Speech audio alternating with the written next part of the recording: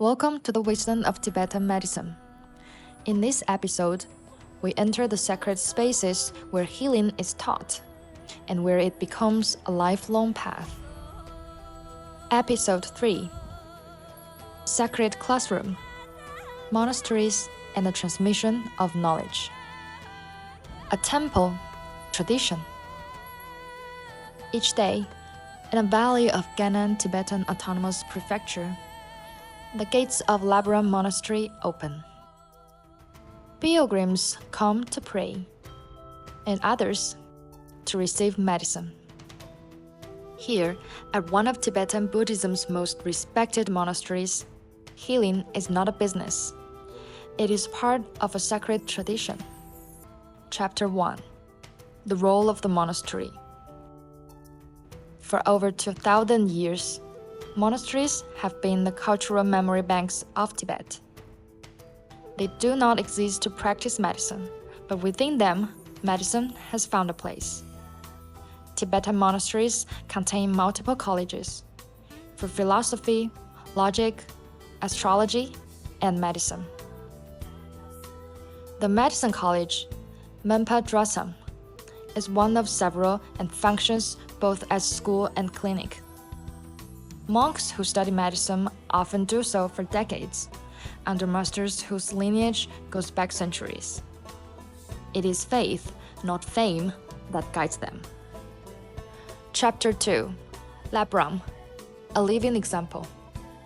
Labra Monastery, founded in the early 18th century, is one of the most important Gelugpa monasteries in Tibetan Buddhism.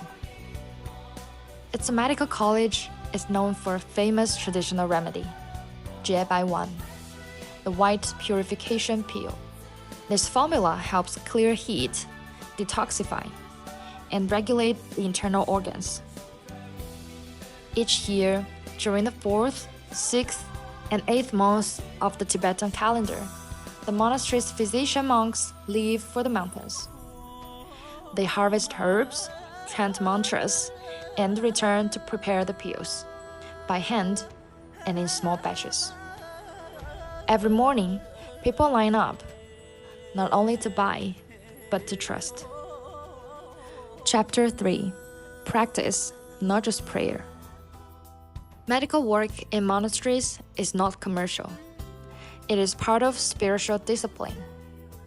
Treating patients is viewed as an extension of prayer, a way to reduce suffering and accumulate compassion. Unlike modern clinics, these monastery clinics do not advertise. They rely on reputation and continuity. For many rural families, they are the only trusted place to seek help. Chapter 4: Bloodletting and the Laws of the Sky. Tibetan medicine includes 18 classical therapies. One of the most unique is bloodletting. Not arterial, but venous. According to Tibetan theory, pain and illness often result from stagnation, from blood that has grown toxic or obstructed. Letting it out clears the channel, but this cannot be done at random. Timing is crucial, based on the patient's birth chart and precise astronomical calculations.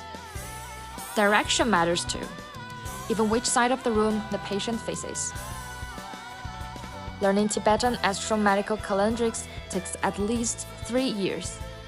Becoming a physician monk can take a lifetime. Not all knowledge lives in books. Some is chanted, some is walked, some is passed hand to hand. In the monasteries of Tibet, medicine is not just learned, it is lived. But not all healers wear robes in temples. Some walk the mountain roads, some open quiet doors every morning. In the next episode, we meet a Tibetan Lama who heals not from fame, but from faith, one patient at a time.